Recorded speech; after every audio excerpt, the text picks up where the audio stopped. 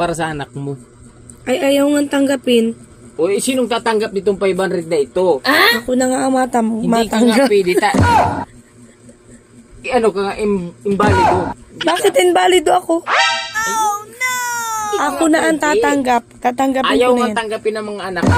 Akin na nga, Ayaw tatanggapin ko ko man na. din tanggapin dahil ito, ano man ang gagawin ko sa pera. Ayaw ko man ipang-inom. Di man ako nagsisigarilyo. Ako na talaga Hindi man matambak. ako nagbibisyo. Matanggap. Tapos di man ako nag-ano. Wow. Nagiinom ako pag mayroon lang okasyon. Kaya lang, ang iniisip ko kung sino nang tatanggap ng perang sobra-sobra sa akin. Sobra-sobra sa akin na ibibigay ko. Ayaw nang tanggapin ng mga anak mo.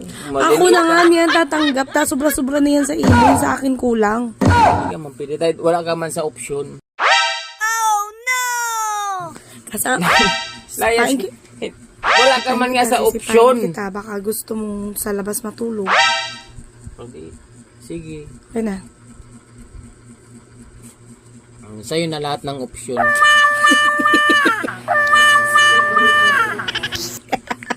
Ay, gabos man na. Gusto mo, katitang ininom ko sa'yo na. Oh. Sa'yo mo na yan.